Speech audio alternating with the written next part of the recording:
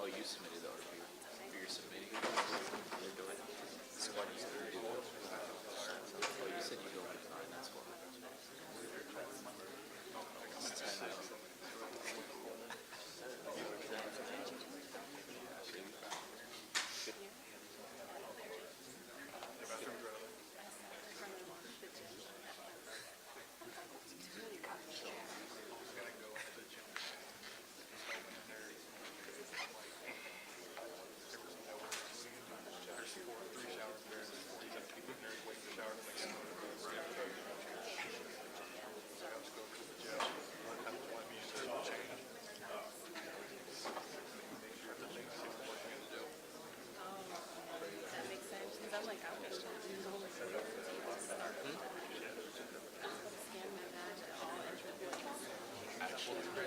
So, I'm the person.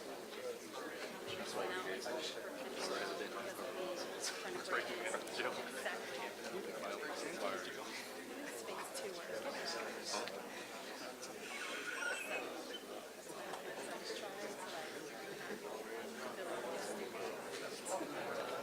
You wouldn't be able to.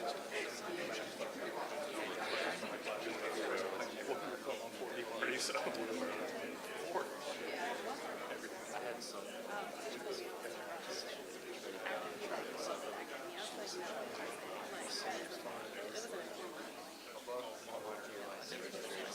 Yeah. I went to call. Take your photo with the governor and the sheriff, you'll exit the stage, and then you do those stand behind the camera. Stand on the stage.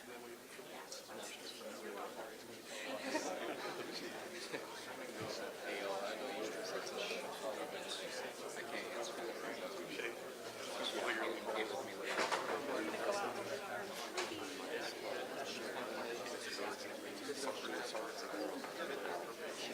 Chick wanted to be trespassing because she used to live there and moved out. She wanted to be outside for trespassing. And they're pretty fucking kick off. Fucking right here.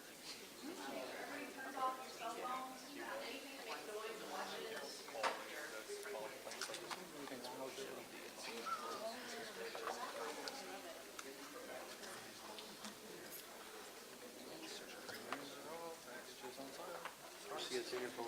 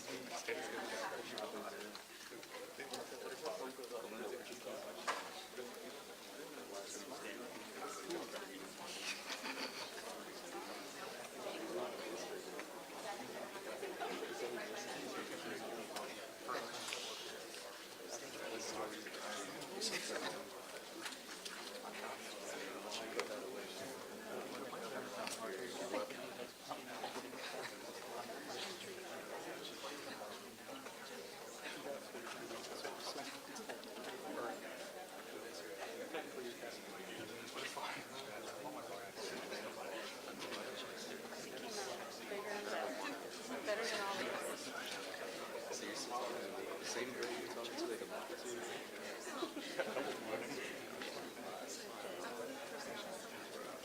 It's getting serious. You got it nailed down? Yeah, no song, disco. Bro, you never went. So you never tell me when they went? They haven't had it. They also closed down. It's a freaking road.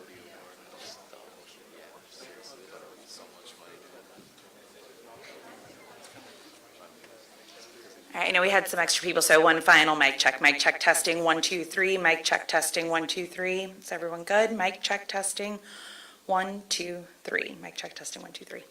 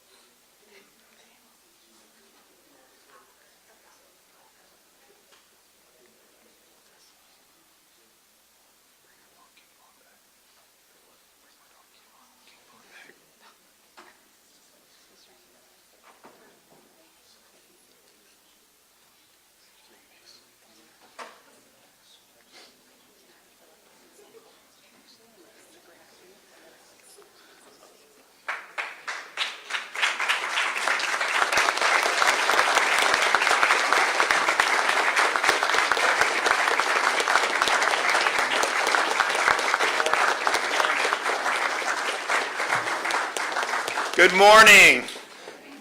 So we're back, second day in a row in Hillsborough County, but it is 813 day, so I guess this is a perfect place to be for what we're going to be doing today. I'm joined here by our new Lieutenant Governor, Jay Collins, and from this area.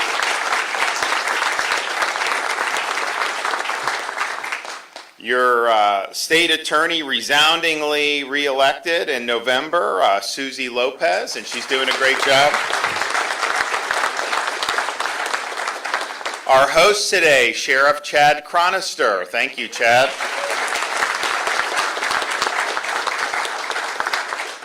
We have Senator Jim Boyd from nearby in Manatee County. He's going to be the president of the Florida Senate in a couple years. And we also have Rep. Susan Valdez, and we have Deputy Maria Gallegos, who's here from the Florida Hillsborough Sheriff's Office, and you are going to hear from her in a second. So we say we're a law and order state, and I think that's better than like running on what this guy in New York City's running for mayor, wants to get rid of the NYPD and all that. So it's good to at least be rhetorically correct, but it's one thing to talk the talk, it's another thing to walk the walk, and no state has walked the walk more for safe communities, law and order, and supporting law enforcement than the free state of Florida. And if you look over the past few years, We've signed really land-breaking or groundbreaking legislation to do a lot of different things, including even making sure we're keeping civil peace when you had around the country people are demonstrating, and that's it gets out of hand. It becomes violent. They take over bridges and streets.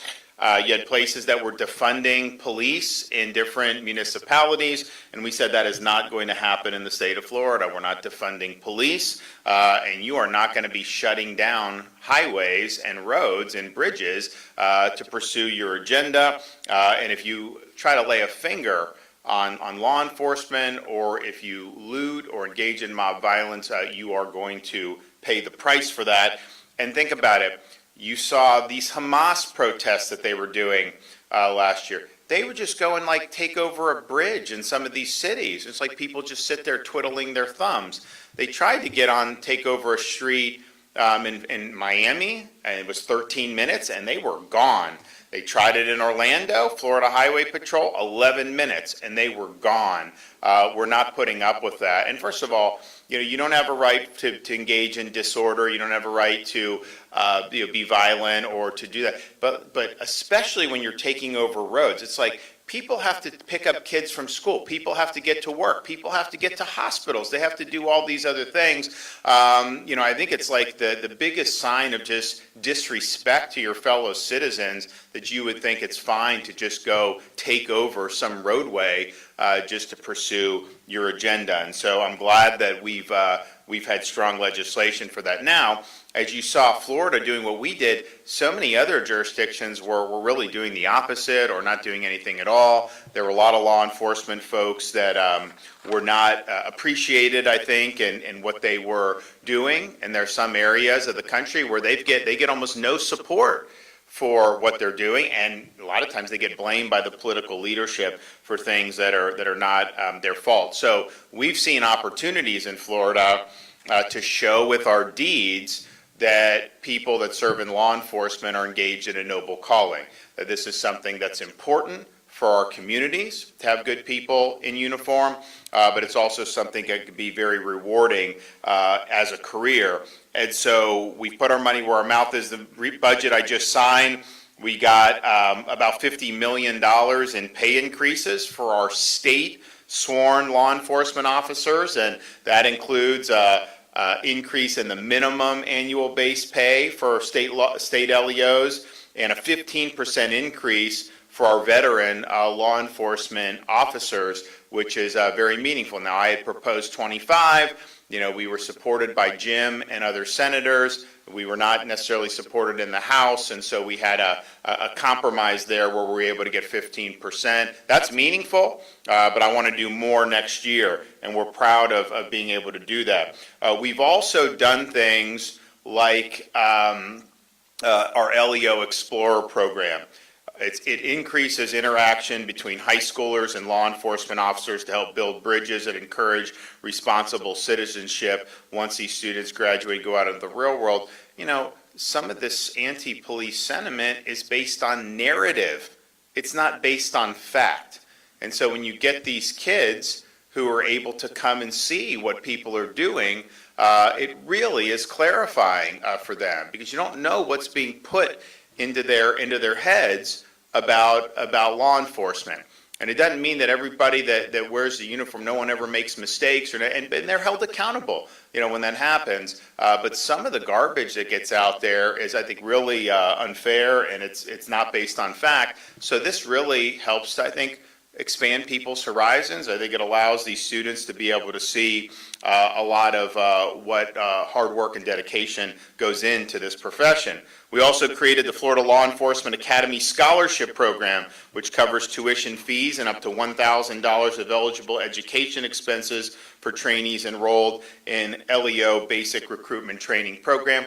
We have things like the Bright Future Scholarship for higher education, which I've been very supportive of in Florida. Now we have not for Florida residents. Tuition's the same as it was the day I became governor. So you have the cheapest tuition in the entire United States at our state university system, which is really, really good, $6,300 on average. That is something that if you got no financial help you would be able to work part-time job and be able to afford that and some modest living. But if you are good enough to get into a lot of these schools now, you're likely qualified enough to earn these Bright Future scholarships, 100% tuition, 75% tuition, depending on the level, and that's been a big boon for folks. I would much rather graduate from one of our public universities with zero debt than go to some like third-tier private school and go $150,000 in debt. I don't think there's any comparison to that. So that's a huge benefit. And so we're proud of that, but it's like, okay, if we're doing that, why would we not also want to help with other pathways? And so the Florida Law Enforcement Academy Scholarship Program is one way to do it, and it's just our token of appreciation that this is something that's really important. Remember, during the COVID pandemic, we did 3 years in a row $1,000 bonuses for every single sworn law enforcement officer in the entire state of Florida, municipal, county, and state, and no other state was able to do that. And, I would talk to people, and they were thankful, and obviously that was when Biden-inflation was really ramping up, and so the things that you would go to the supermarket, and all of a sudden, you compare your bill a year earlier to what it was there, and there was like a noticeable change. I noticed, even today, I'm taking my kids to Walmart to, they have school starting. It's like, okay, we'll get you something. Man, the toys, like a lot more expensive than they used to be. And a lot of these toys are cheap too, like in terms of how they're made and yet the price. So people have been getting pinched. And so we did that. So look, we wanted it to be helpful, and we did. But I'll tell most people, that was not why they appreciated it, because when they got that check from the state of Florida, it just meant that the state cared about them, the state had their back, and the state believed in their mission. So we were proud to do that 3 years in a row. And maybe one of the most significant things that we've been able to do to show our appreciation and for law enforcement and the importance that we place on law enforcement is our Florida Law Enforcement Recruitment Bonus Program. And that's why we're here today, to have a great announcement that we've reached another major milestone. We've now awarded over 8,700 bonuses throughout this program. So these are bonuses of $5,000 to any LEO recruit, whether you're someone that's young in Florida or new to the profession from within our state, which is the majority of them, or if you're experienced and you're transferring out of state from Chicago or New York City or Atlanta or wherever, you get a $5,000 bonus as well. And here with me today are 40 members of the Hillsborough County Sheriff's Office who qualify for these recruitment bonuses, and we'll be momentarily hand delivering those checks. In addition to checks I'm handing out today, 715 more are in the mail and on their way to new law enforcement officers across the state of Florida. And when we do it for $5,000, that means you net $5,000, so we put in more for the taxes and everything like that. And, Uncle Sam is Uncle Sam. I wish I could do something about it. We make sure we have no income tax in Florida, and we'll keep it that way. And we're even going to give you an opportunity to vote in 2026 on property tax relief. And so stay tuned for that. I think that'll be really important for the state. But we've had a lot of success with this. We've had about 2,000 recruits from out of state. We've had recruits from 49 states and 2 U.S. territories that have relocated to Florida. We have more than 500 from New York, California, Illinois, and other like-minded states.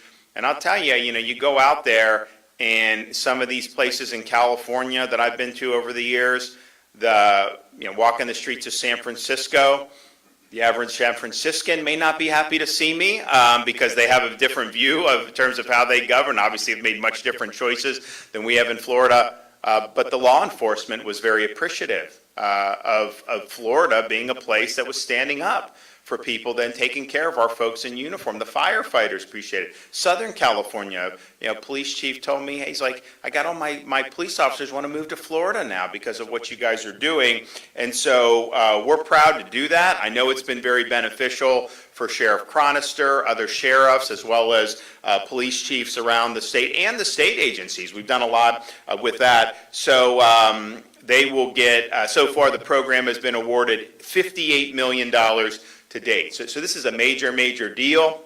I think it shows, when I proposed it, we had really strong support from the legislature, a few years ago, and I think rank and file, you have overwhelming support. You get into these things, and there was an effort to kind of short circuit it, and fortunately we were able to get it done. So I'm really proud of that. I want to thank Senator Boyd for what he did. Jay Collins was a senator and was very supportive of this as well. For those of you who didn't see our announcement yesterday, so we did it at the Team House. So these are like, a lot of them are Jay's a Green Beret. There's a lot of these Green Berets, created this place for veterans. It's not just for Army or just for Green Berets, it's for everyone. And so, we said, okay, we'll do the announcement there.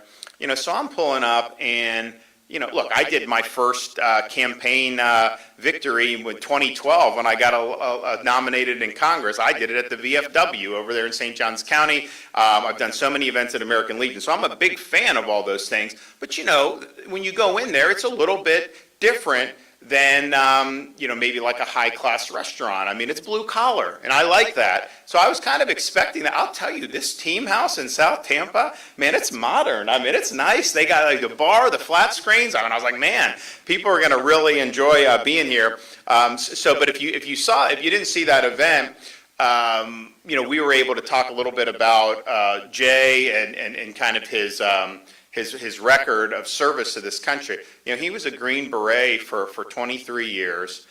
He's doing these special mission units, which, they don't get fanfare. This is clandestine stuff. They're just going out doing it, no recognition, but just producing results and defending the country. But along the way, he gets wounded in action. So he's awarded a Purple Heart. He also earned Legion of Merit, Bronze Star, all these other things. But in the process of all this, he has a fatal wound to his leg. I say he lost the leg. He says he knows where his leg is. He just doesn't have it anymore.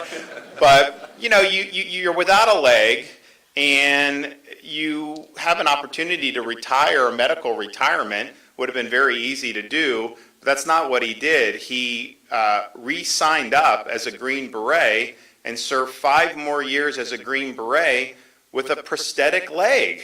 How many people do that? Not very many people. And so he finished 23 years of service, and his wife served 20 years. And so they were back in Florida. And eventually he runs, and I recruited him actually to run for the state senate here in Hillsborough County. It was honestly a difficult district to win. A lot of people he won overwhelmingly, but he has been a key component of all these different things that we've been doing. I mean, down the line, fighting illegal immigration, law and order, election integrity. He authored the bill that I signed, best in the nation, to say no purchase of land by the Chinese Communist Party in the state of Florida, all these different great things, and so really produced an exemplary record and continue to do that. But yet in the midst of that, we'd have hurricanes, Hurricane Ian, Hurricane Helene, Hurricane Idalia the year before that, and then obviously Milton. And he's involved with a relief organization that is on the ground almost immediately providing meals to displaced residents and first responders. And so he's there a lot of times before, I'm there. Now Guthrie is usually there, but I'm usually there the next day. They're already set up, they're doing all this stuff. And so just huge support, not trying to get in front of a camera, but just trying to do what he can to help people be able to get by in very difficult times. And then we've had operations over the years where Floridians have been in dicey situations in the Middle East as well as in Haiti. Of course, I think people know earlier this year you had the 12-day war with Israel and Iran. And so when that broke out, we had a lot of Floridians that were in Israel. The Ben Gurion airport totally shut down. Rockets are raining down. Obviously, the parents, you had some students and stuff, parents are panicking. And now they did know in Florida, at least we were there. So I said, okay, we're going to do it. We've done it before, so we authorized these rescue missions, and some of it was boating them over to Cyprus, some of it was flying out from Jordan. There was a whole bunch of different things going on, and I'm proud to have authorized that, and I'm proud to have put the resources behind it. But I'm doing that in Tallahassee. So we do it, and then Senator Collins is in Israel himself, travels over there, is in Jordan, all these places, personally rescuing people on the ground there in Israel. How many elected officials are doing that for you? And so that's why, I refer to him as the Chuck Norris of Florida politics, because if there's a mission to be had, he's going to accomplish it. So I want him to come up and say a few words right now.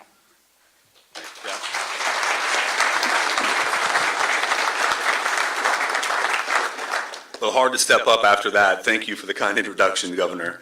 First off, thank you for being here today. It's incredible to be here in the 813 on 813 Day and to talk about something that I know our community and our state stands up for each and every day. For the men and women behind us, and Chad, thank you for what you do.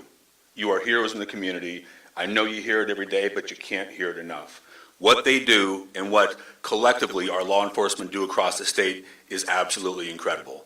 And just know that without equivocation, the governor, myself, our entire Senate and House, we have your back. We're going to stand with you, with our law enforcement, no matter what. You matter, your lives matter, your families matter. That is our promise to you. So I want to talk just a hair on something that the governor said. He talked about the leg, the loss, and all of that, but the truth is I have a mechanical advantage. Only one leg gets tired, so really it's not that hard. It is what it is. But the truth is, when I did that, somebody told me it couldn't be done. Someone said, that's not possible because of this. But what I love about the state of Florida is we don't fall for that. We don't listen to whatever the press says, whatever the talking heads tell us. We know what can be done because we do the work ourselves. We take the time to study, understand, and then we act. You heard the governor mention something that is just a huge part of my life, and it has been for many years. It's about deeds, not words. I don't do this for the limelight. I know the governor doesn't do it for that either. He does this because he cares about the people in our state, in our community, and that's why it's so important for us to do this $5,000 bonus for law enforcement, because it's the person behind the badge.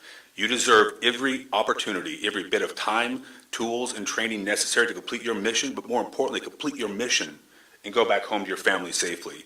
Having walked in your shoes a little bit, well, shoe maybe, it's a hard life, and we can't thank you enough. But just know that, again, we will always have your back. We stand up for our law enforcement here in the state of Florida, and that must not and will not ever change. And Jim, thank you for being here today. Thank you for your stance in leading the way in so many ways for our law enforcement. It's noted and noticed, and I appreciate you, brother. But thank you, guys. God bless you. And Governor, thanks for giving me the mic. Okay, yep, thanks.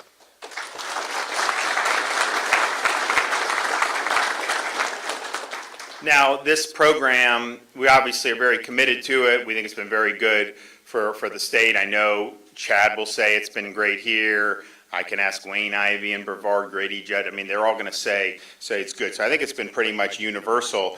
But I also think that coming up with this New York City mayor, it's like, obviously some of these cities are going to elect people that are going to see things differently than me. I get it. The electorate's different. But this guy is, I think, really, really out there, especially when it comes to crime, law and order, and law enforcement. And when you're somebody that doesn't think the NYPD should exist, when you hate law enforcement that way, there's no way you can get in office and that's not going to come through. So I think you're going to see a lot of these folks who are in NYPD, if that does come to pass. I mean, I absolutely think that the sheriff's departments and police departments in Florida that have vacancies are going to be able to do very well recruiting. And these folks, a lot of them have been through a lot of them bring a lot of experience. I know a lot of the NYPD that have come down here have done very well. And it's sad that that's the case. Look, we know doing things like defund police doesn't work. We know attacking police doesn't work. We've seen that tried in this country, and it hasn't worked. And it's like, the definition of insanity is doing the same thing over and over again and expecting a different result. you ain't going to get a good result if you go down that path. And so I think that's why with this program, as well as just Florida's overall culture and ethos, I think we're going to have a lot of opportunities there to be able to fill whatever needs we may have in our agencies, both at the state and at the local level. And I know that our next speaker will be sure to capitalize off that. Our Hillsborough County Sheriff, I want him to come up for a minute, Chad Chronister. Thanks, Chad.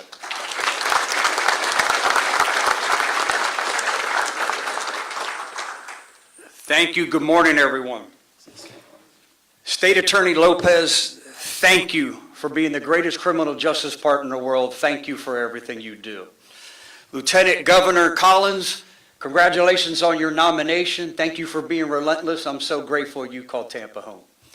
Governor DeSantis, America's governor, so many other leaders around the country could benefit and be so much more successful if they would watch and learn how Governor DeSantis governs and the strong policies he continues to create and implement.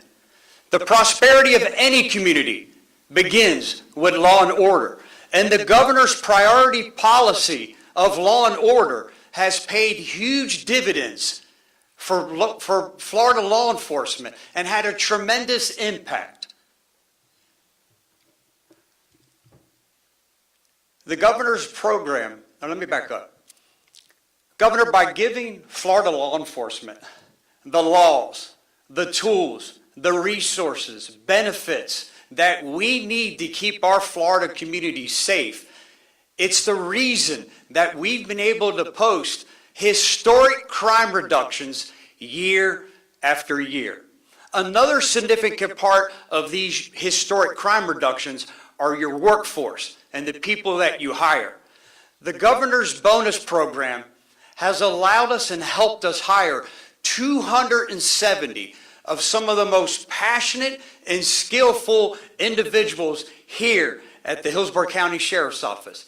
That's 221 individuals from around the state of Florida that said, I want to come work for the Hillsborough County Sheriff's Office. But that's also 49 individuals that live throughout the entire country who said, I want to be in the law enforcement profession, but I'm not going to do it where I live. They chose to move to Florida, more specifically Tampa, Florida, to begin their law enforcement career. 7 years ago, we had a law enforcement deputy deficit of 249 deputies. Think about that. The secret's out. There's more people moving to the state of Florida with each passing day. And Florida's not immune to this population boom, or Tampa's not immune to this population boom. We had a 12% population growth the last 2 years, and we're conservatively projecting population growth of another 11% the next 2 years. Your right amount of workforce, the people you hire, is never going to be more critical than the time it is now. 7 years ago, I spoke about having a deficit of 249 law enforcement deputies. I'm here to tell you, for the first time in over 33 years that I've been here at the Hillsborough County Sheriff's Office, with the staffing of the next couple upcoming law enforcement deputy academies, we will be fully staffed.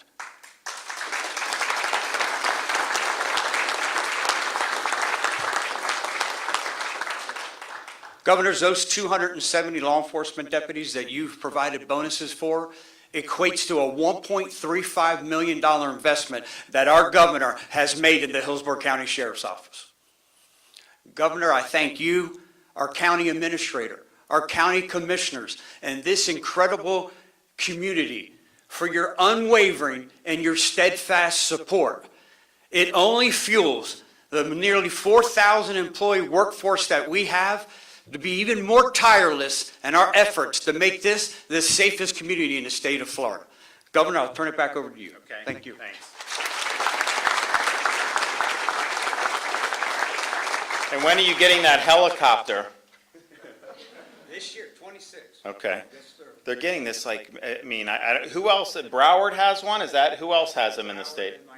Miami-Dade. Miami, and you'll help all the Tampa Bay region with it? Central Florida, yes, Yeah. So, it came across the budget. This was 24, and and I was like, yeah, okay. So, and I mean, it was a decent amount of money, like $7.5 million. I'm like, okay, I get it. And then it came across a budget this year with another 7.5, and I'm like, wait, what? Didn't I already approve that? No, you approved the first tranche, but you got to do the second tranche. And I talked to my staff. I'm like, man, things are just really expensive, but they say it's normal. And it is going to be something that's not just used in the Hillsborough County, but will be used all throughout the region. So I was happy to be supportive of it, and I know you guys will use that well. Also happy to see a lot of the great work that's being done at the state attorney's office. And Susie Lopez was obviously serving as a judge. Duty called because of circumstances that required action. And she got in there, and I think has really got things going in a great direction, working very closely with Chad and law enforcement, and that's really, the name of the game. And I think the people of Hillsborough County have benefited tremendously. And as I mentioned earlier, got a very big election victory in November of 2024. So your state attorney, Susie Lopez.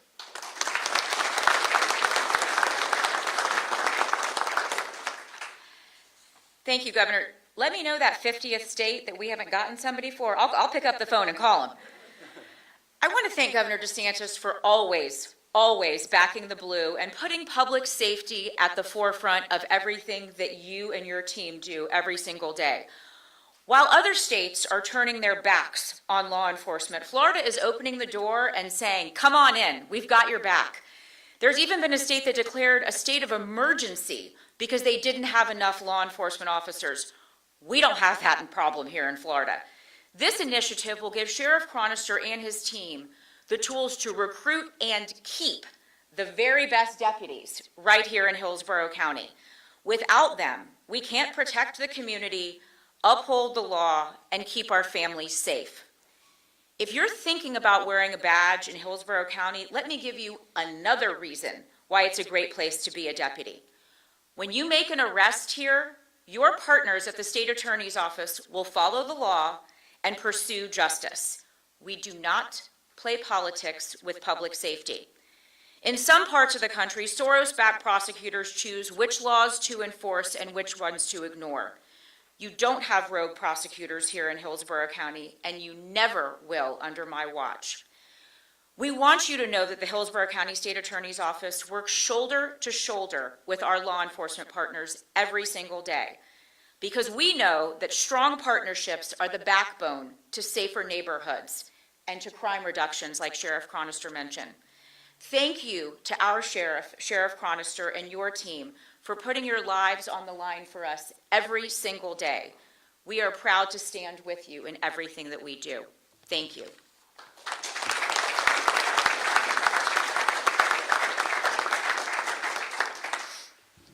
Well, thanks so much. And, being willing to prosecute and hold people accountable, like California, they did this thing where you could steal up to $999 because they set the threshold at $1,000, and basically you could get away with it because you couldn't be a felony. And what happened? They had to put all the stuff under glass, and then a lot of the stores just ended up closing. Then you have prosecutors who just won't bring charges or bring cases. I've met a fella here in Florida a couple years ago, and he's like, hey, I moved from San Francisco. And I'm like, why? And he said the tipping point was these two guys broke into his house. And he chased them out and all this stuff. They were trying to rob and maybe even do worse. The cops catch these guys, and they go to the guy like, well, you're not pressing charges, right? He's like, of course I am. They broke into my house. And he's like, well, they're not going to prosecute. And I'm just thinking to myself, you can break into somebody's house and there's nothing that happens at that point? Obviously, you're going to have a lot of problems there, and people, are not going to feel safe when that happens. So I know that's not an issue here in Hillsborough County or in the surrounding counties.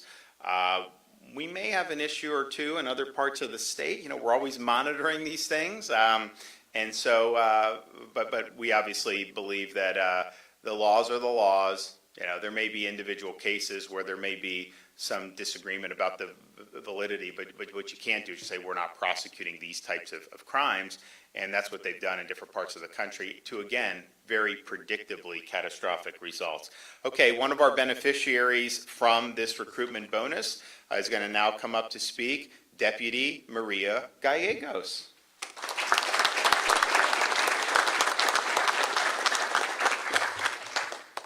Good morning, Governor Ron DeSantis, Sheriff Chad Chronister, and distinguished guests. First, I want to thank you for the opportunity to speak today. Pursuing a career in law enforcement has always been a goal of mine. I wanted to do honest work that makes a real impact. This career gives me the opportunity to serve with integrity and take pride in the work I do every day.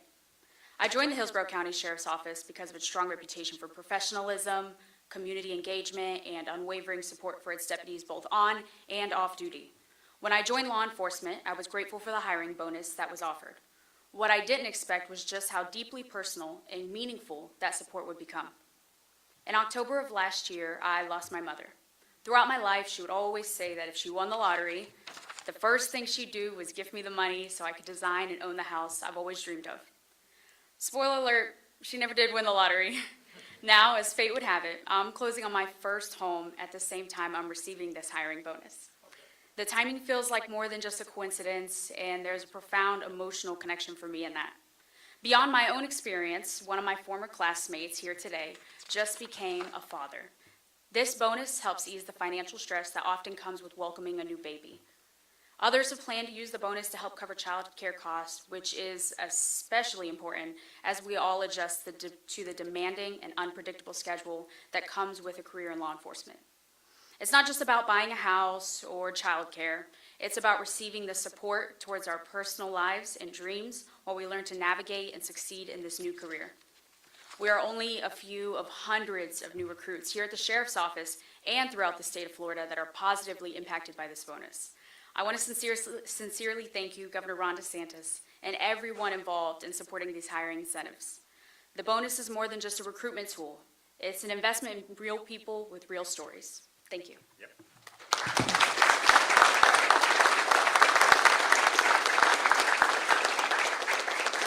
We also did you do Hometown Heroes for your, the house? Did you get help from Hometown Heroes?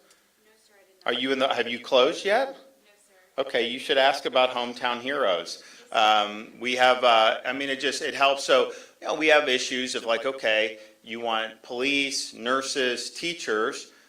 We had massive real estate boom, so the prices were going up, and there was inflation in the U.S. economy. It's interesting, because I've done some trade missions, and we did the air show in France for the whole, amazing constellation. And I was expecting to be shocked by you're in Paris, you go to. Honestly, I was surprised at the prices. Not that it was cheap. But I just think things over the last 4 or 5 years in the U.S., they've gone up more than in most of these other places. You definitely see that. So, we didn't want a situation where you couldn't afford to live in the general vicinity. Well, you're going to commute an hour and a half to go to work to be a teacher or a police officer. So Hometown Heroes was helping folks be able to afford and be able to get into to homes with down payments. I think they limited it to the core kind of things that folks are looking to attract. And so I would definitely look into that. Any of you guys back here look into that. And I know that there's probably a lot of realtors who are very well versed on the program. Okay, so it's time to hand out the checks. And so I guess, is Jay going to read the names from here, or how are we going to do it? Yep, I've got a list. Okay, you got the list? And then we're going to step over, Chad and I are going to step over here. Okay. And how are they going to go? They're just going to walk off here when they're done? Oh, okay.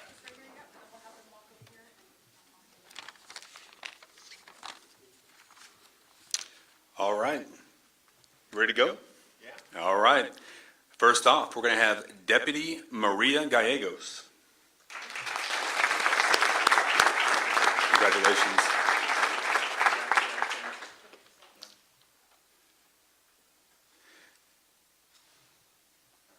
Good deal. Yeah, I think they can just go down. Deputy Lindsay Alexander.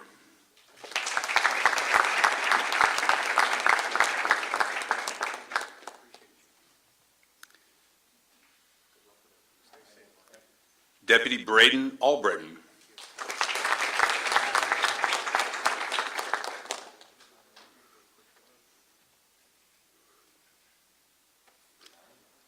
Deputy Joshua Allen.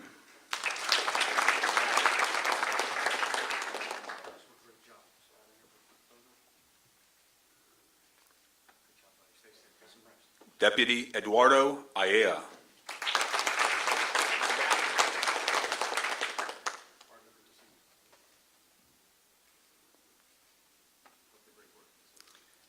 Deputy Sergey Bevan.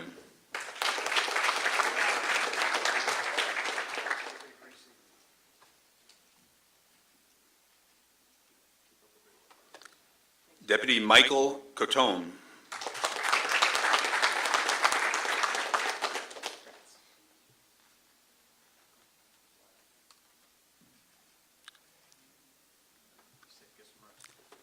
Deputy Jorge Diaz.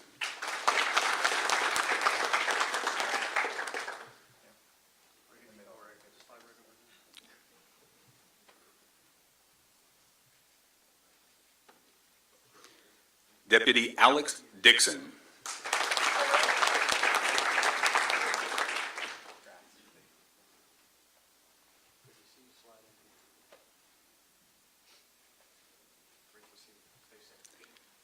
Deputy Adriana Elmore.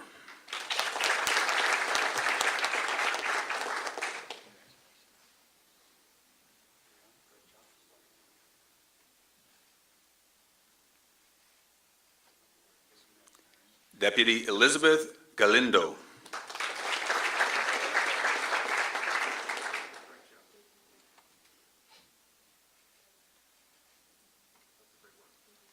Deputy Noel Garcia.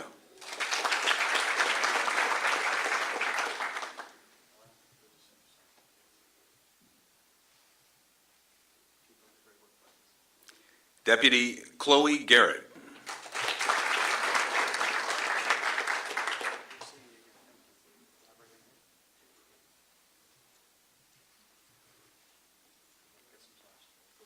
Deputy Cole Gill.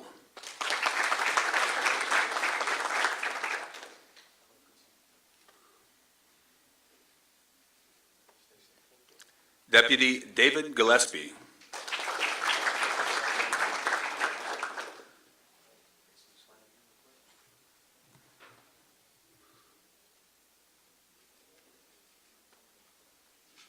Deputy Zachary Gleaton.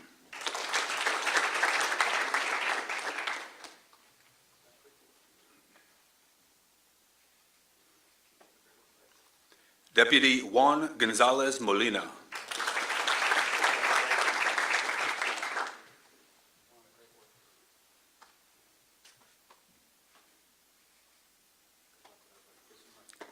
Deputy Colton Gray.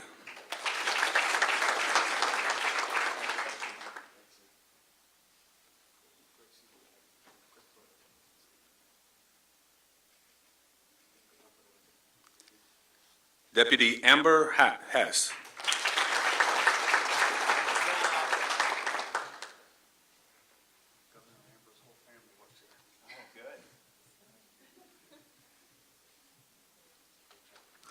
Deputy Brandon Jewell.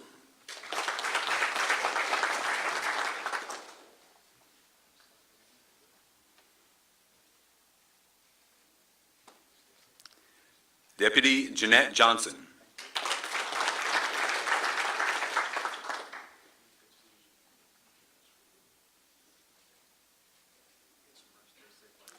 Deputy Duncan Levine.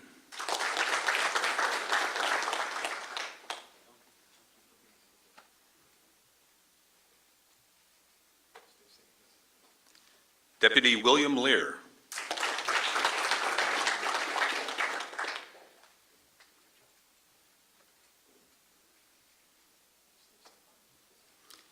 Deputy Emma Lewis.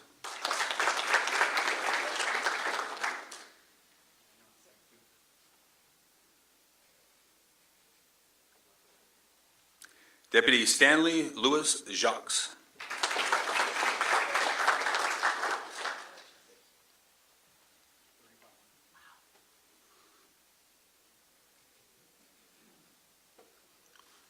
Deputy Zuri McClary.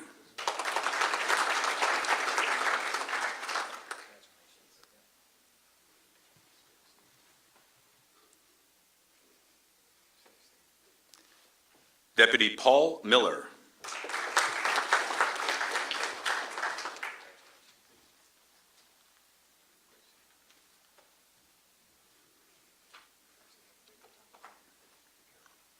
Deputy Luis Perez Munoz.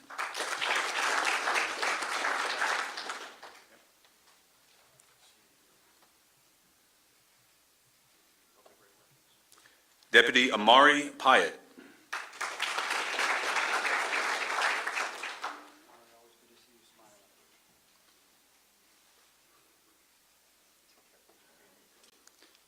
Deputy Carson Reynolds.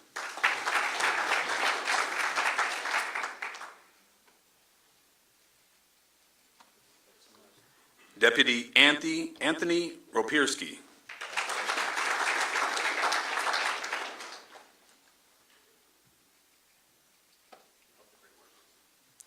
Deputy Leonardo Rubio.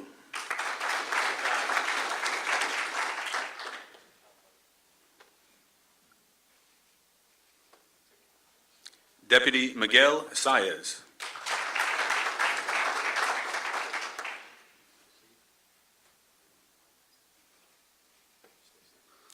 Deputy Garrett Steele.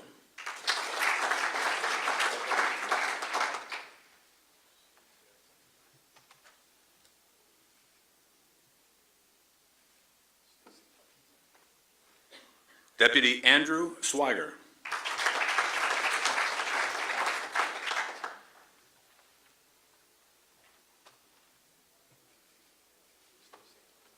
Deputy Braden Tasonic.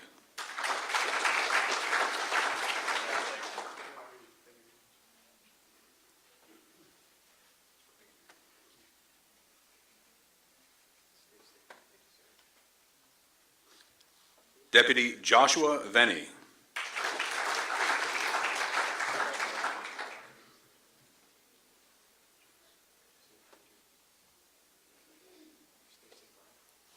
And last, but certainly not least, Deputy Clement Wellhoff.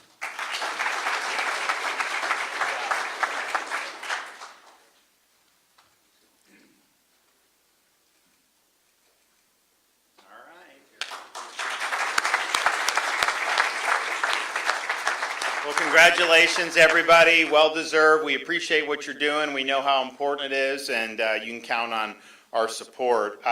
Since we are in Tampa, we stopped at one of the sandwich places yesterday after we appointed Jay to be lieutenant governor, did a Cuban sandwich, and we started having the debate. Do you put salami on a Cuban sandwich or not? And people in Tampa may have a view, and people in Miami. So I put on my social media, on our X, a poll. And so if you guys want to weigh in the 813 in favor of salami, if the 305 wants to weigh in against salami, we'll see how it all shakes out. I honestly didn't really notice much of a difference, to be honest with you, but that's just me. I was just happy to be there, so it's all good. Okay, we got any questions? Yes, Governor, you've been very effusive in your praise for Lieutenant Governor Collins for the last couple of days. Based on his character, talent, background, would you be supportive of him if he were to run for governor next year? Well, Jay, I think, has been, clear, this is about doing a mission. Politics will take care of itself. I mean, we have a whole year before we even have a primary, and so that's a lifetime in politics. What I said yesterday was there were two things that mattered to me about being appointed lieutenant governor. One, you had to have demonstrated support for conservative principles and policies and delivered results on those. Jay obviously has done that. And two, you have to be a leader. You got to be someone that wants to run towards the fire, not sit on the fence, not duck and run. And obviously he's done that in his life, but when we needed him, fighting illegal immigration, when we needed him to stand up to the CCP, he was there. And so I have confidence that he could do the job as governor and do it well. And that was primarily it in terms of kind of how you look at that. Now, when you talk about someone running, yeah, there's people that could be a good governor who may not be able to be a good candidate. There are some candidates who could be good who'd be lousy governors. It doesn't necessarily go one or the other, right? I mean, but I will tell you, having been at that event, if you watch that video, you watch the people come up and talk about Jay, a lot of people that didn't know much about him are really blown away by his story. So, we're happy to have him as part of the administration. I know he's, focused on that. But I think there's a lot of people that are like, man, this is the type of guy that we need. And if you think about it, we've had appointments this year. So look at the appointments we've made. Attorney General. We probably have the most active Attorney General in the country over the last 4 or 5 months, James Uthmeyer. You look at Chief Financial Officer. This is like less than a month old. This guy's a bulldog showing up to doge the local governments, fighting for taxpayers, fighting for property tax relief. I don't think anyone's seen anything like it, Blaise and Golia, and so that's just been fantastic. And now with Jay Collins as lieutenant governor, we've got a really, really strong team in the state capitol in Tallahassee, and I'd put it up against anybody throughout the country.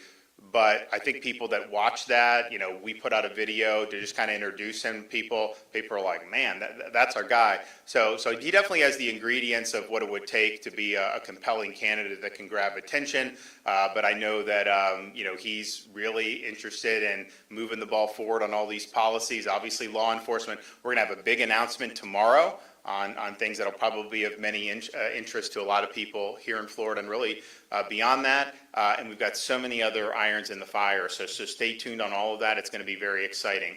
Governor, in a similar vein, what does your appointment of Lieutenant Governor Jay Collins mean for First Lady Casey DeSantis' thoughts on running for governor? Well, Casey DeSantis' thoughts have always been people have asked her to do things because they know she's a dynamic speaker, very eloquent, very accomplished. But I said at the beginning when people were doing that, that's not anything she's has ever outwardly sought. She's really happy making a difference. And when we just did the cancer announcements with massive funding for pediatric cancer research. So I don't think it's necessarily, change anything with her per se, but I think from the beginning until now has always been a lot of people like, hey, can you get her to do it? Can you get her to do it kind of deal? She just wants the state to do well. She wants to see, continued success on overhauling how we approach helping people in need, which she's been a pioneer in, continuing to do things to help school children, to help moms, really, really important. But I don't think anyone who's been in that position has made more of an impact than she has. And I will tell you, yesterday, after going through all that, she was really, excited and inspired with what we saw yesterday when Jay was announced.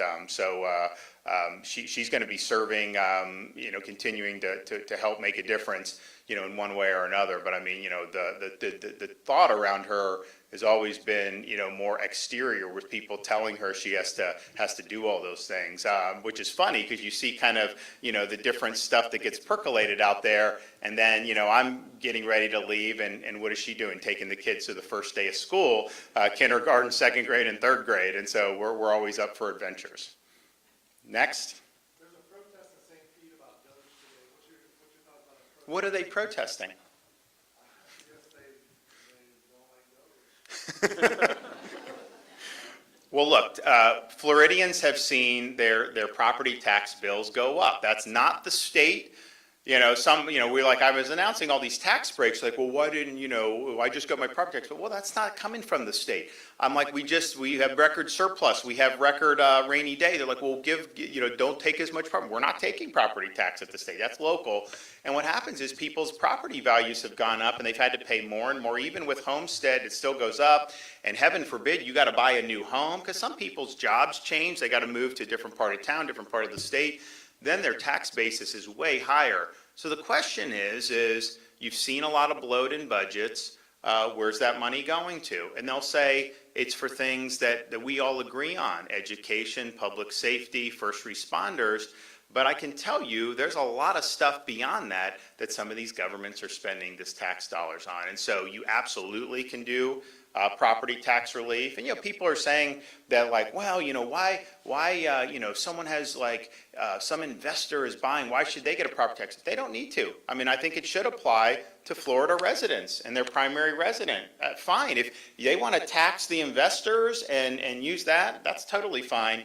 But you either own your home or you don't. So I think this is all part of a process to show taxpayers, there is relief available. Now, you're going to have to vote for it when it's on the ballot, and it's going to need 60%.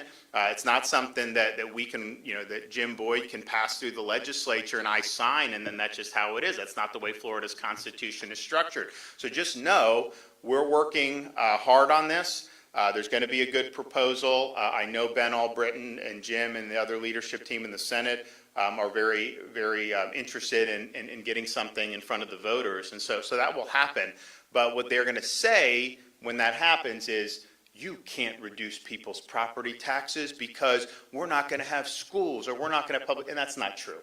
And what DOJ is doing is it's showing some of the things that have been done, on local level. And look, not every local government, has done poor. There's some that have done good, and it's a variety. But I can tell you, if you look at the growth of these budgets over the last 3 or 4 years, it is not just because of public safety or education. It's just not. I mean, there's more to it than that. And so, do you need to be spending $3 million on DEI consultants? Would you rather them spend it on that, or would you rather a property tax cut? Do you want them spending on some of the things that they're, and so we've been able, I think the Blaze leading it has been able to show, that there's a lot of different things. And I think there's going to be more and more to come. Now, we've also done through the state, even before these teams are going to local governments, we're doing the universities, we're doing state agencies, we're doing different things, and we're going to continue to do it because I think it's important. And we have found grants that states have pulled down federally that we sent back to feds. There have been other things that are going to need to be cleaned up as well. So this is not just unique to like a city government. I mean, the education bureaucracies are big. The universities, even we've held the line on tuition admirably. But the reality is, these things grow. Now, we eliminated DEI. We're the first to do that a few years ago. And I think, like, on the surface, they comply, but then some of them do it, and they rename, and they put it down, they do all this stuff. So it's constantly going through all this. So I think it's good. I think what Blaze is leading is good for taxpayers, and I think it's going to be able to produce an ability for us to be able to say, you can own your own home. We can do it in Florida. We can make all this work while meeting the priorities that we all agree on. But for some of the stuff that is not necessary, I'd rather that go to tax cuts. I'd rather that go to relief for property. And the thing is when you have home values rise like that, and it's not just in Florida. Like, we may have had more because we had more authentic demand. People were fleeing these places, coming here. But they went up everywhere. And I don't think we've ever had a higher home value average compared to average income or median income. I mean, it is out of whack. It's hard to afford. And then you have the cost of these other things, insurance, you have the cost of property tax.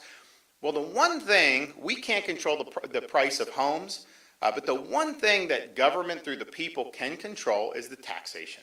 That's purely a government function. That is not subject to market forces.